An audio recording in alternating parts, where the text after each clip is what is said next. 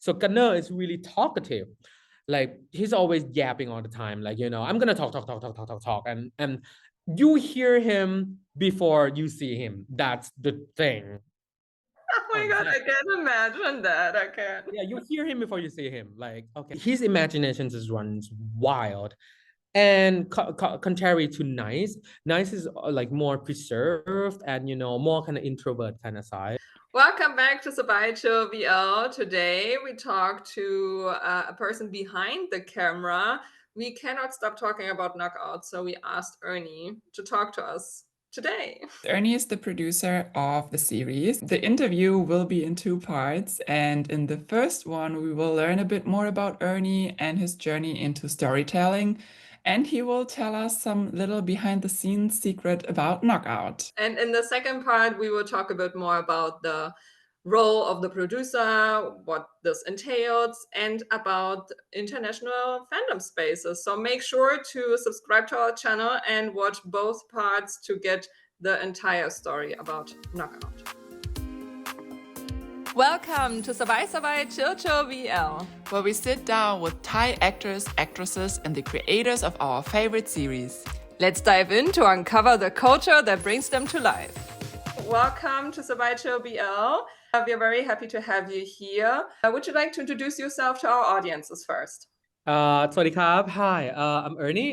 Actually, Ernie is not my real name. If you guys has been into a Thai media before, we have a weird kind of culture that we have a real long name that is complex, and everybody in Thai just kind of casually go with the nickname. So my nickname is Ernie, and people know me as Earnie J, and I'm currently a creative producer working for VTV right now. Right now, I'm producing Knockout, which is a BL series featuring a heavy Muay Thai and spicy BL scenes. Yes. That's a very good summary. I like it. Well, thank you so much. Welcome. So before we start with the questions that we have prepared for you, we have a little icebreaker session. To get to know you a bit better, we prepared 3 categories of which you have to think of the 3 first things that come to mind. So yeah, I will start with the first category, and then you just say the 3 things, and then Malina will take over. All right? Okay. Okay. So could you please name us 3 shows or movies that influenced your storytelling style? Cloud Atlas, Avengers, and The Avengers, Cloud Atlas, The Avengers, and Call Me by Your Name. Oh, interesting. We'll come to that a bit later when we jump into the questions. But then the second category is 3 words that would describe your working style on set. Communication, fun, and food. Yes. Yeah. Communication, fun, and food. Yeah. Oh, yeah. Those are very important. That is true. Yeah, because I like on set, like I was known for Ernie who order like delivery every time, like because like I would go around with my phone up and then it's like, do you want this? Anyone want this? I'm gonna order it. And everybody's like, no, we're good. Oh, we're kind of okay, we're full. And then it's like, I'm gonna order anyway. And every time is a huge chunk, like a huge meal or huge like snack box, like sometimes like 10 snack box, or this kind of, because like I want to treat people, like I like to feed people, so they know and they just eat it anyway, despite like they, oh no, maybe I'm full, and it's just like, oh, donuts, oh, pastries, or something like that. So I was known for like the giver, like the food like charity doer, like something like. Oh, that's so cute. You can't work when you are hungry, so better be Right? prepared to have the food, right? And okay, thank you. And then the last thing is 3 things you always need nearby when you're working on a script. Nearby, that always have nearby when I'm doing the script. Sweet. Food. Like candy. It's sweet, like candies. And I'm old school, so I usually have like a blank sheet of paper and a Mhm. pencil. And the third thing that I always have, like despite the necessary thing, like the computers and something else, Mm. I always have. Do you know those like hand fidget, like the tools that make your hands like Yes. Yeah. occupy? Like it Yeah. does nothing, but it just make your hands like doing something. Like I'll gonna have one of those. Like maybe it's like a wooden toy or some paper clips or something to occupy my hand or something like that. Yeah. Hmm. Ah. I Oh, the feel fit. that. I need those too. It's always like something just to have in the hands. It's fun. Like Yes. Melina has a pen in her hand right now. Yes. Yeah. Yeah. Okay, great. Thank you. That was a great, fun way to start and get to know you a bit better. We wanted to take a step back and learn more about your journey. You Mhm. have worked in a lot of fields already, like you did news documentaries, you did fashion films, now you're doing BL series. And can you walk us through how you got into storytelling? I would try to make it short because this is a long story. So I actually didn't graduate in entertainment industry. So I graduated from engineering school. So I studied in like the actual engineering school, and I found out like later on nearly the last years that I didn't want to pursue engineering career because I want to challenge with everyday problems and working with people and on that time I already have like skill sets of some kind of like business or like entertainment industry already. Like I can do some photography and I can do some directing, but after that graduate I was lucky enough because I can speak English, like, and then my friends just are looking for like artist manager for international modeling. He's looking for someone who can speak English and have like sane mentality to handle with models in their teens. So I was like, okay, let's do it. It's close enough from my like entertainment industry like dream for me. And I learned a lot from that with like working with actor, working with talents, working with difficult teens, because you make teens go to work and you have to face many challenges, and I'm not going to say what kind of challenges that I get through. And also after that, like I was so lucky that that current boss of mine, she's also working for like international news agency from across the world, like NBC, BBC, like ABC from from Europe, America, and also from German as well. I And know, then I saw that. and then I and then she saw my potential. I became her like producer assistant because she is the local like producer here in Thailand. So along that time, have been working with like many news agency to do news coverage and also documentaries as well, and also working with ZDF, also working with like ARD is the other one, ARD, no? yes, are the like I'm still like good friends with them. And after that, I write some script, and I just try a little bit of everything because I knew that I wanted to be a producer because firstly I'm quite a micromanage person. So I like to manage everything, and then that's good for producer, right? And then I love working with people, and I love how when you make a media, you work with like 15 people, 100 people, and all of that people comes to the same goal, that they're making good things together. I love that idea so much. And then I think like COVID hits when I was in LA, like Los Angeles, studying like more of producing, and then COVID hit. I came back here doing some YouTube videos as well. It was like I was doing YouTube for like 2 years, I think, and then I realized that I wanted to do things that I have been wanted for the longest time, which is telling a long form stories, a series. So the opportunity just presents itself. I was like, okay, just do it. And then I talked to VTV, and then they kindly like love me for to be a producer producing BL, and the rest is history. Last year I produced like Monster Next Door, and currently I'm producing Knockout. Yes, that's the whole me in short. Wow. That's super interesting, and also like so many factors that play into how you get in the industry and stuff. We will talk about the producer aspect a bit later on, but you said earlier that, for example, the Avengers shaped your storytelling, and you grew up in northern Thailand with Western media.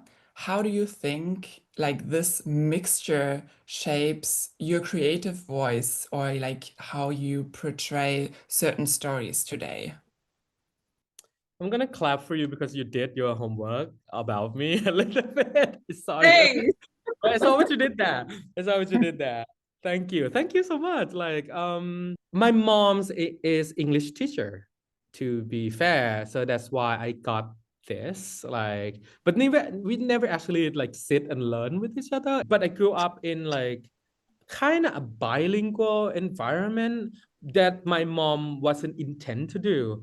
But it's just in our house that we have like cable TV. Those media was like Malcolm in the Middle, like, MTV, and, those 90s, like, influence media. So I was familiar with Western media a lot. Like, I learned from listening over and over again and watching, sitcoms from Western media. So I was like, okay, that's something that I get familiar with. And to be fair, I knew so little about like Thai drama. Like when I grew up, like, my friends was like, oh, do you watch that lakon? I was like, I don't know. And I grew up like that. And then I also read a lot of, like mangas from Japan, like, One Piece, Naruto, and Bleach and everything. Like I grew up with Japanese medias as well. So I grew up with the hero stories. The reason why the answer that I love Adventure so much, because like these like good versus bad, it's cliche, but it still gets you going. I just like, it's really good food for me. So that's why like it kind of inspired me in a way to do knockout as well, like in the like the Avenger stories and BL's mangas from Japan, and also those media that I have been watching when I was young, like the comedic timing, the tension of like, crime show, document, those kind of things that kind of shape me in a way to have like a really rounded and world, like a really good world setting for knockout, and many more series that I would do. Yeah, I hope that answered your question. Yeah, no, perfect. I think it's very funny. Like Marlena and I, we just talked about Malcolm in the Middle as well, that we watched it when we were younger, and I'm also a huge anime fan. So I also grew up with Naruto, One Piece, and Bleach. So I really feel what you mean by growing up with this kind of media and maybe not be as immersed in the country's media, because I didn't watch much German stuff either when I was younger. But yeah, thank you so much for sharing this with us. Well, talking about your creative voice, of course, we want to talk about a bit more about Knockout. You've worked with Gunnar, with Nice, Guide, and Dech. And we were wondering or hoping you could share maybe a bit what this experience was like. Were there any surprising, emotional, or maybe even challenging moments during filming? During filming, it's always been a tough like production days, because like we're doing an action-packed drama, thrilling, and also spicy BL as well. So every day it's packed with scenes that we have to be so careful. Like every day, there's no like, oh, today is so chill. We have like a chill.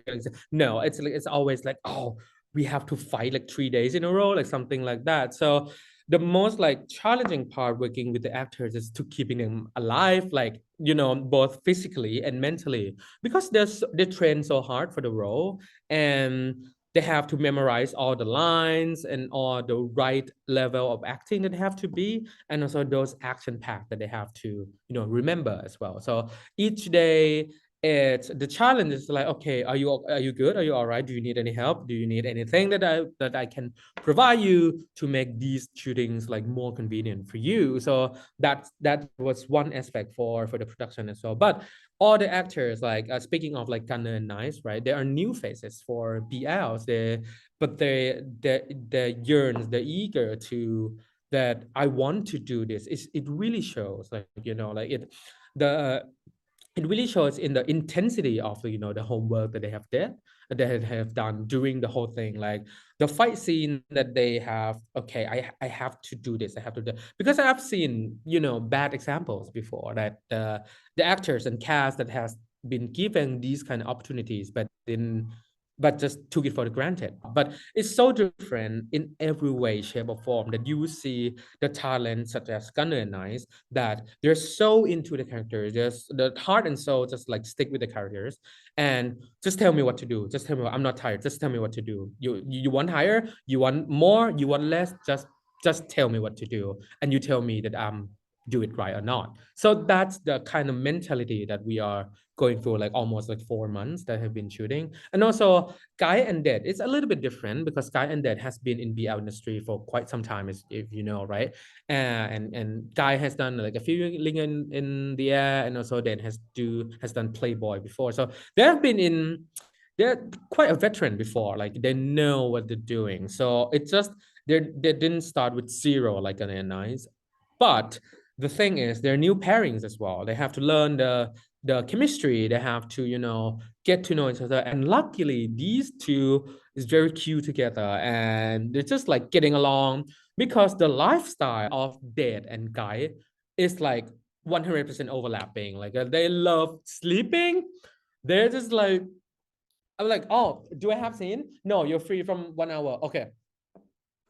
Just like both of them, they're same.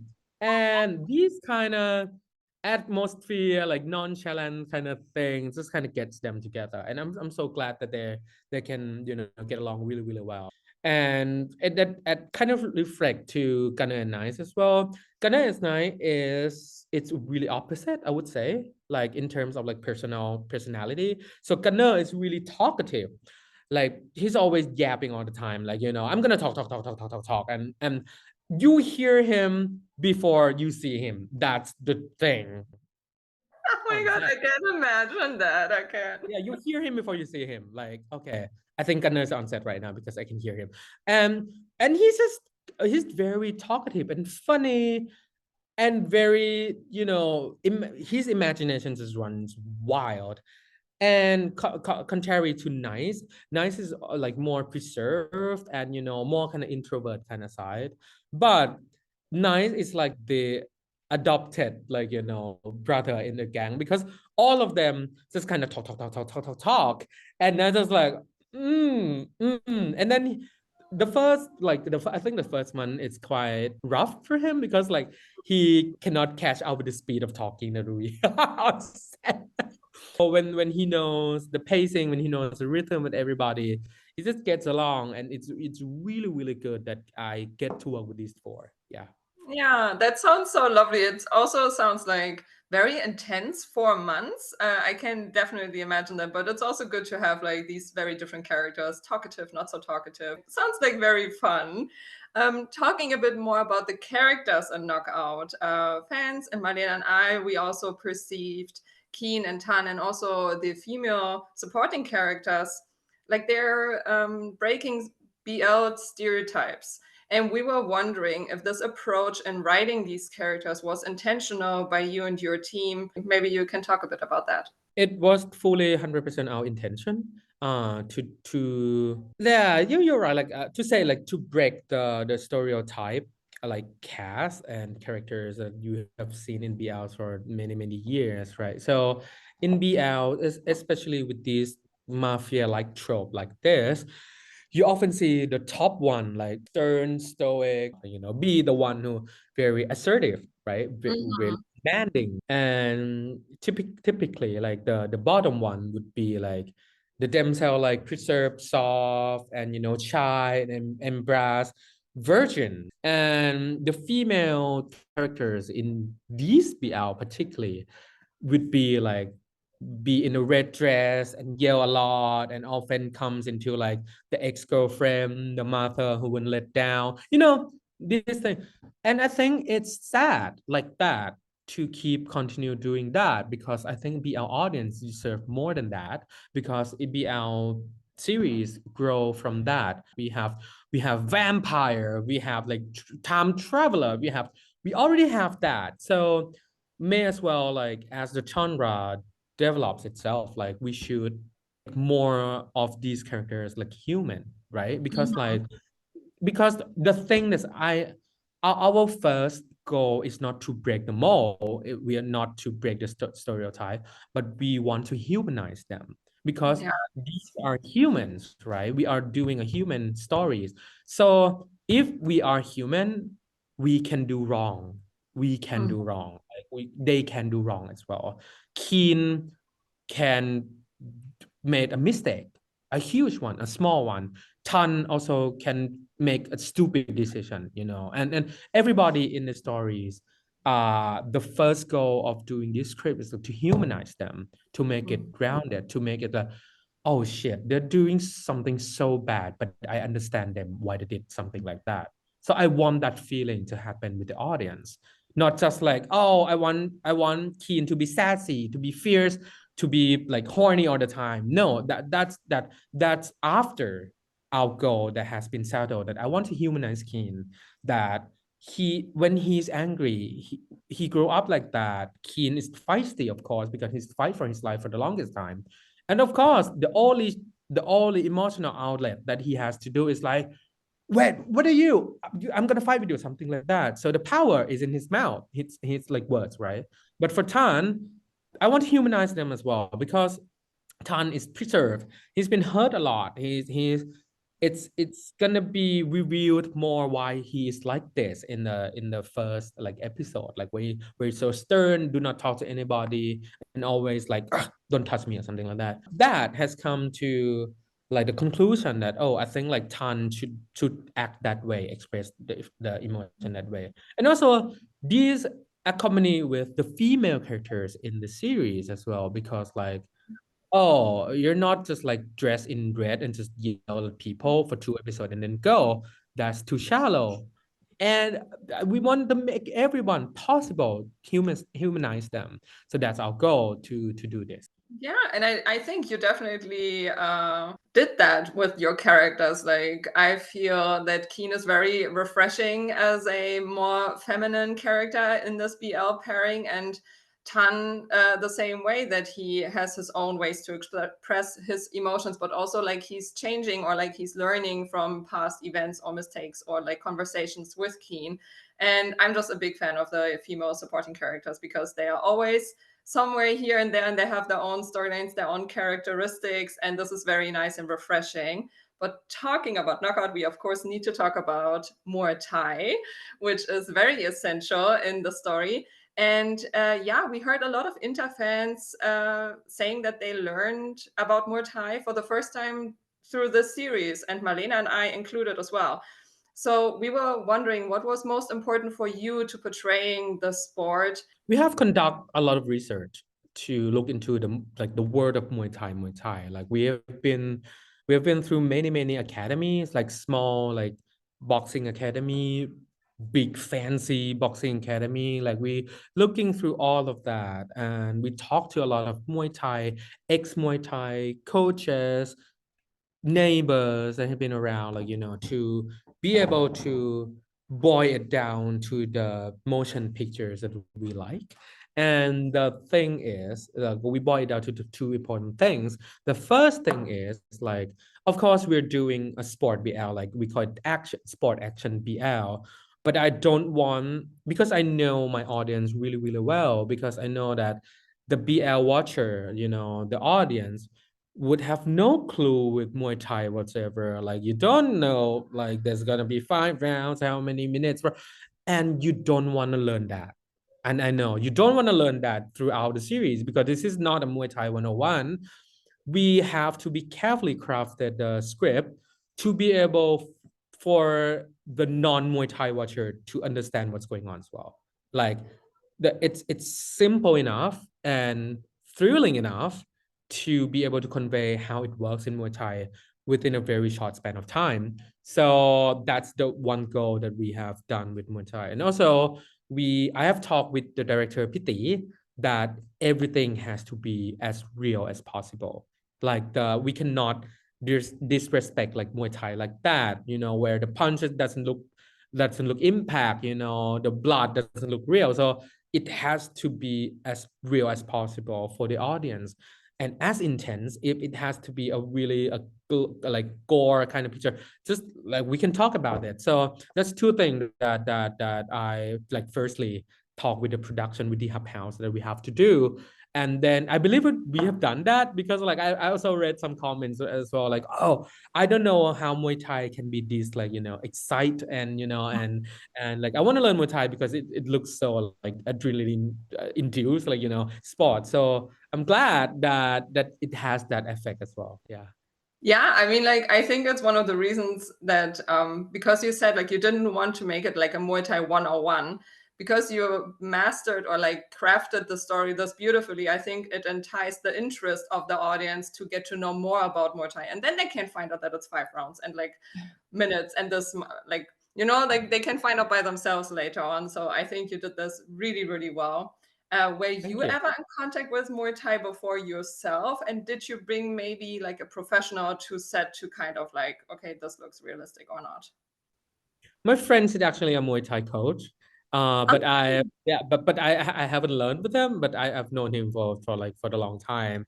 And that's kind of one of my like, source information, like the big ones. And I've practiced Muay Thai before when I was in a university.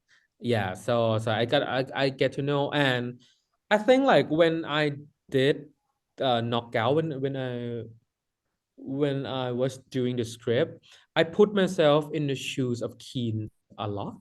Like Mm, because like I want probably because if you look into knockout, like you will see story from the point of view from Keen more than Tan. yeah. So because like I think like the main like and also the knockout audience as well is in a way is keen, jumping into the world of Muay Thai and learning along with that. So that was my headspace, like doing the script. So I was in a keen headspace a lot. So I would treat myself as an audience as well. So I didn't practice Muay Thai myself, but I went to a lot of like Muay Thai fight and big Mm, stadiums, small stadiums, and observe everything as the audience. Like how would I feel first time going to this stadium? How would I feel first time talking to this boxer? So that would be my way of doing it.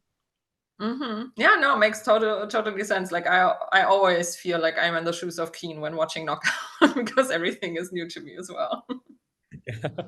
And it's a great way to introduce the audience to the sports as well.